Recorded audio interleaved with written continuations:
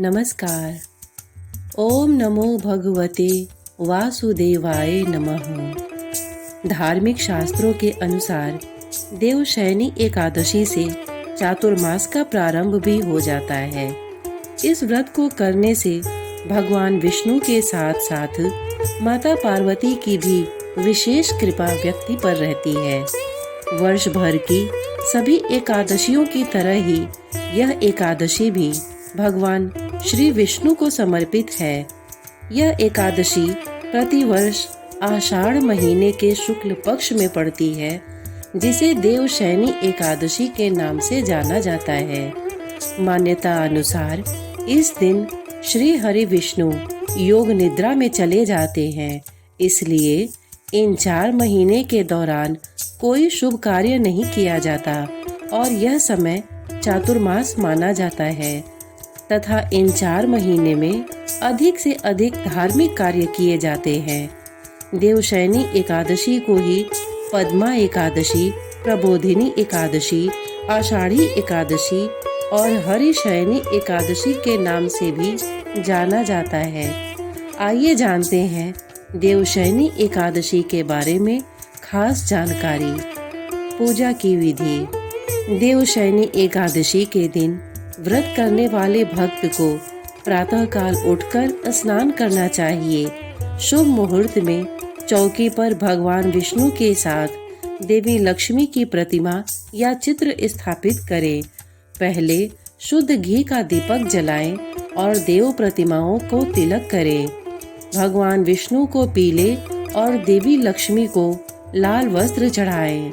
इसके बाद अबीर, गुलाल, चावल, फूल, रोली आदि चीजें एक एक करके चढ़ाते रहें। भगवान का षोडशोपचार पूजन करें। पीले पुष्प, पीला चंदन चढ़ाएं। उनके हाथों में शंख, चक्र, गदा और पद्म सुशोभित करें। भगवान विष्णु को पान सुपारी अर्पित करके उसके बाद धूप, दीप और पुष्प चढ़ाएं। आरती उतारें। मंत्र: सुप्ते त्वयि जगन्नाथ जगत सुप्तम भवेदिदं विबुद्धे त्वयि बुद्धं च जगत सर्व चराचरम द्वारा भगवान विष्णु की स्तुति करें। इस प्रकार भगवान विष्णु का पूजन करके रात्रि जागरण करें। द्वादशी पारण तिथि पर ब्राह्मणों को भोजन कराकर स्वयं भोजन या फलाहार ग्रहण करें। पौराणिक कथा। हरिशयनी या देवशयनी की पौराणिक कथा के अनुसार सूर्य वंश में मांधाता नाम का एक चक्रवर्ती राजा हुआ है, जो सत्यवादी और महान प्रतापी था। वह अपनी प्रजा का पुत्र की भांति पालन किया करता था। उसकी सारी प्रजा धन धान्य से भरपूर और सुखी थी। उसके राज्य में कभी अकाल नहीं पड़ता था। एक समय उस राजा के राज्य में 3 वर्ष तक वर्षा नहीं हुई और अकाल पड़ गया। प्रजा अन्न की कमी के कारण अत्यंत दुखी हो गई। अन्न के न होने से राज्य में यज्ञ आदि भी बंद हो गए। एक दिन प्रजा राजा के पास जाकर कहने लगी कि हे राजा, सारी प्रजा त्राहि त्राहि पुकार रही है, क्योंकि समस्त विश्व की सृष्टि का कारण वर्षा है। वर्षा के अभाव में अकाल पड़ गया है और अकाल से प्रजा मर रही है। इसलिए हे राजन, कोई ऐसा उपाय बताओ जिससे प्रजा का कष्ट दूर हो। राजा मानधाता कहने लगे कि आप लोग ठीक कह रहे हैं। वर्षा से ही अन्न उत्पन्न होता है और आप लोग वर्षा न होने से अत्यंत दुखी हो गए हैं। मैं आप लोगों के दुखों को समझता हूँ। ऐसा कहकर राजा कुछ सेना साथ लेकर वन की तरफ चल दिया। वह अनेक ऋषियों के आश्रम में भ्रमण करता हुआ अंत में ब्रह्मा जी के पुत्र अंगिरा ऋषि के आश्रम में पहुंचा। वहां राजा ने घोड़े से उतरकर अंगिरा ऋषि को प्रणाम किया। मुनि ने राजा को आशीर्वाद देकर कुशल क्षेम के पश्चात उनसे आश्रम में आने का कारण पूछा। राजा ने हाथ जोड़कर विनीत भाव से कहा कि हे भगवान, सब प्रकार से धर्म पालन करने पर भी मेरे राज्य में अकाल पड़ गया है। इससे प्रजा अत्यंत दुखी है राजा के पापों के प्रभाव से ही प्रजा को कष्ट होता है। ऐसा शास्त्रों में कहा है। जब मैं धर्मानुसार राज्य करता हूँ तो मेरे राज्य में अकाल कैसे पड़ गया, इसके कारण का पता मुझको अभी तक नहीं चल सका। अब मैं आपके पास इसी संदेह को निवृत्त कराने के लिए आया हूँ। कृपा करके मेरे इस संदेह को दूर कीजिए। साथ ही प्रजा के कष्ट को दूर करने का कोई उपाय बताइए। इतनी बात सुनकर ऋषि कहने लगे कि हे राजन, यह सतयुग सब युगों में उत्तम है। इसमें धर्म के चारों चरण सम्मिलित हैं, अर्थात इस युग में धर्म की सबसे अधिक उन्नति है। लोग ब्रह्मा की उपासना करते हैं और केवल ब्राह्मणों को ही वेद पढ़ने का अधिकार है। ब्राह्मण ही तपस्या करने का अधिकार रख सकते हैं, परंतु आपके राज्य में एक शूद्र तपस्या कर रहा है। इसी दोष के कारण आपके राज्य में वर्षा नहीं हो रही है। इसलिए यदि आप प्रजा का भला चाहते हो तो उस शूद्र का वध कर दो। इस पर राजा कहने लगा कि महाराज, मैं उस निरपराध तपस्या करने वाले शूद्र को किस तरह मार सकता हूँ? आप इस दोष से छूटने का कोई दूसरा उपाय बताइए। तब ऋषि कहने लगे कि हे राजन, यदि तुम अन्य उपाय जानना चाहते हो तो सुनो। आषाढ़ मास के शुक्ल पक्ष की पद्मा या हरिशयनी नाम की एकादशी का विधि पूर्वक व्रत करो। व्रत के प्रभाव से तुम्हारे राज्य में वर्षा होगी और प्रजा सुख प्राप्त करेगी, क्योंकि इस एकादशी का व्रत सब सिद्धियों को देने वाला है और समस्त उपद्रवों को नाश करने वाला है। इस एकादशी का व्रत तुम प्रजा, सेवक तथा मंत्रियों सहित करो। मुनि के इस वचन को सुनकर राजा अपने नगर को वापस आया और उसने विधि पूर्वक देवशयनी एकादशी का व्रत किया। उस व्रत के प्रभाव से वर्षा हुई और प्रजा को सुख पहुंचा। देवशयनी एकादशी के दिन से श्री हरि विष्णु पाताल लोक में राजा बाली के यहाँ पर 4 माह के लिए निवास करते हैं। भगवान ने वामन रूप में बाली से 3 पग धरती मांगकर 2 पग में त्रिलोक नाप दिया था। तब बाली ने कहा कि प्रभु, अब तीसरा पग मेरा सिर ही बचा है। यह सुनकर भगवान प्रसन्न हो गए थे। तब कहा कि वरदान मांगो। तो बाली ने कहा कि आप मेरे साथ पाताल लोक में रहें। इसी कारण से भगवान 4 माह बाली के यहाँ निवास करते हैं। देवशयनी के आसपास ही सूर्य उत्तरायण से दक्षिणायन हो जाता है। सूर्य 6 माह उत्तरायण और 6 माह दक्षिणायन रहता है। उत्तरायण देवताओं का दिन और दक्षिणायन रात्रि मानी गई है। चातुर्मास का प्रारंभ आषाढ़ माह में देवशयनी एकादशी से होता है और अंत कार्तिक माह में देवोत्थान एकादशी से होता है। देवोत्थान को देव उठनी और प्रबोधिनी भी कहते हैं। देवशयनी का अर्थ है देव और शयन। देव अर्थात विष्णु और शयन अर्थात सोना, नींद या निद्रा। सुप्ते त्वयि जगन्नाथ जमत सुप्तम भवेदिदम विबुद्धे त्वयि बुद्धम च जगत सर्व चराचरम। अर्थात हे जगन्नाथ जी, आपके निद्रित हो जाने पर संपूर्ण विश्व निद्रित हो जाता है और आपके जाग जाने पर संपूर्ण विश्व तथा चराचर भी जागृत हो जाते हैं। कहा जाता है कि जो जातक देवशयनी एकादशी का व्रत करते हैं उनके सारे दुख दर्द दूर हो जाते हैं और उनकी सारी मनोकामनाएं पूर्ण हो जाती हैं। देवशयनी एकादशी का व्रत सब व्रतों में उत्तम है। इस व्रत से समस्त पाप नष्ट हो जाते हैं।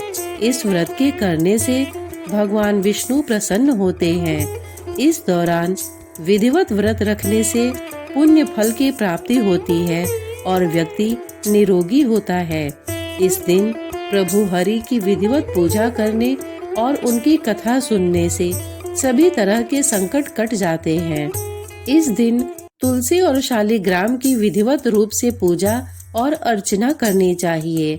इस दिन चावल, प्याज, लहसुन, मांस, मदिरा, बासी भोजन आदि बिल्कुल न खाएं। इस दिन देवशयनी की पौराणिक कथा का श्रवण करें। फिर रात्रि में स्वयं के सोने से पहले भजन आदि के साथ भगवान को शयन कराना चाहिए। देवशयनी एकादशी का व्रत करने से सिद्धि प्राप्त होती है। यह व्रत सभी उपद्रवों को शांत कर सुखी बनाता है और जीवन में खुशियों को भर देता है। एकादशी के विधिवत व्रत रखने से मृत्यु के बाद मोक्ष की प्राप्ति होती है। कुछ खास मनोकामनाओं की पूर्ति के लिए कुछ चीजों के त्याग का व्रत लें। इस व्रत में दूध, शक्कर, दही, तेल, बैगन, पत्तेदार सब्जियां, नमकीन या मसालेदार भोजन, मिठाई, सुपारी, मांस और मदिरा का सेवन नहीं किया जाता है। श्रावण में पत्तेदार सब्जियां यथा पालक, साग इत्यादि, भाद्रपद में दही, आश्विन में दूध, कार्तिक में प्याज, लहसुन और उड़द आदि की दाल का त्याग कर दिया जाता है। 4 माह के लिए भगवान विष्णु सो जाते हैं और भगवान शिव के हाथों में सृष्टि का संचालन रहता है। इस अवधि में भगवान शिव पृथ्वी लोक पर निवास करते हैं और 4 मास तक संसार की गतिविधियों का संचालन करते हैं। शिव का माह श्रावण माह ही चातुर्मास का प्रथम माह है। इस मास में श्री हरि विष्णु के साथ ही आषाढ़ में वामन पूजा, श्रावण में शिव पूजा, भाद्रपद में गणेश और श्री कृष्ण की पूजा की जाती है। आषाढ़ के महीने में अंतिम 5 दिनों में भगवान वामन की पूजा का विशेष महत्व बताया गया है। इस माह में इन दोनों देवताओं की विशेष कृपा पाने के लिए विशेष व्रत, उपवास, पूजा करना चाहिए। उक्त 4 माह को व्रतों का माह इसलिए कहा गया है कि उक्त 4 माह में से प्रथम माह तो सबसे महत्वपूर्ण माना गया है। इस संपूर्ण माह व्यक्ति को व्रत का पालन करना चाहिए। ऐसा नहीं कि सिर्फ सोमवार को ही उपवास किया और बाकी वार खूब खाया। उपवास में भी ऐसे नहीं कि साबूदाने की खिचड़ी खा ली और खूब मजे से दिन बिता लिया। शास्त्रों में जो लिखा है उसी का पालन करना चाहिए। इस संपूर्ण माह फलाहार ही किया जाता है या सिर्फ जल पीकर ही समय गुजारना होता है। चातुर्मास में देव पूजन, रामायण पाठ, भागवत कथा पाठ, व्रत, दान, साधना और ध्यान करना चाहिए।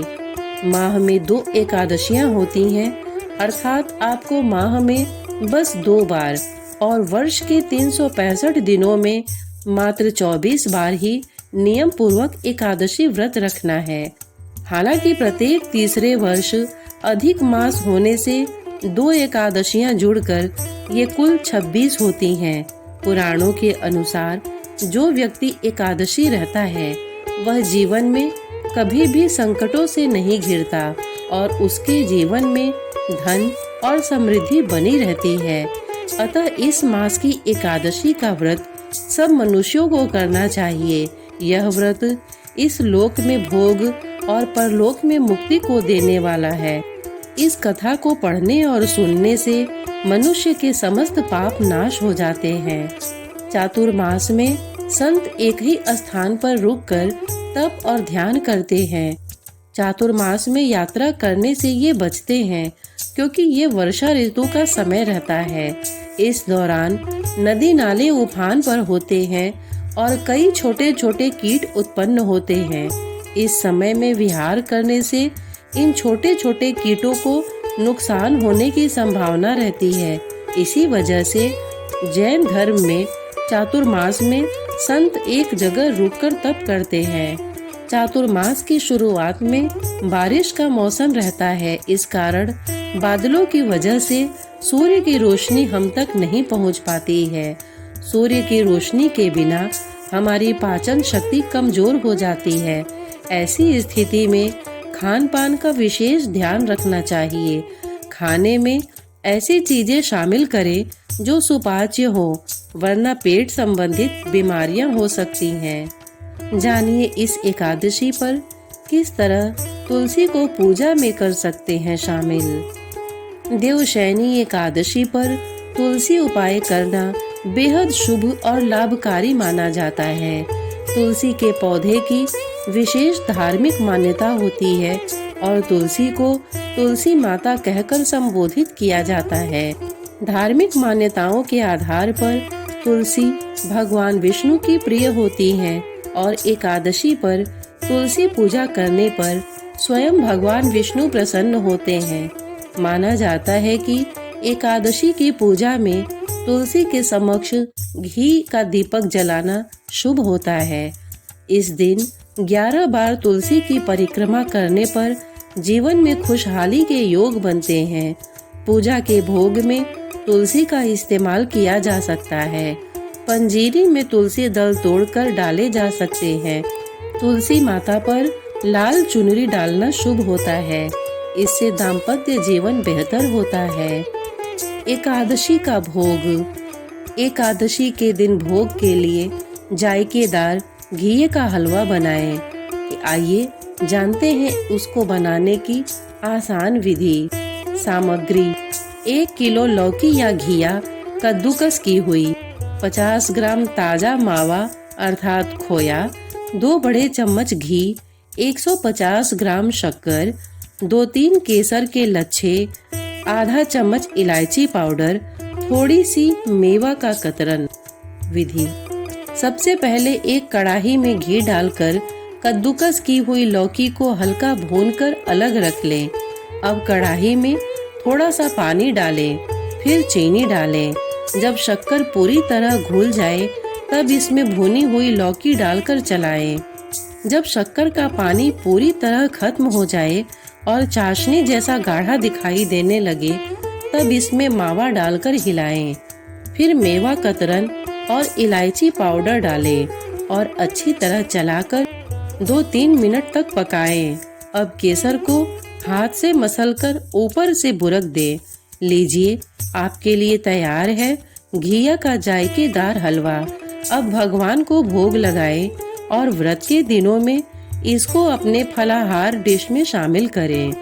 उपवास के दिनों में यह हलवा सेहत की दृष्टि से बहुत ही फायदेमंद है। श्रोतागण, इतने धैर्य से इसे सुनने के लिए आपने अपना बहुमूल्य समय दिया। इसके लिए आपका बहुत बहुत धन्यवाद। नमस्कार।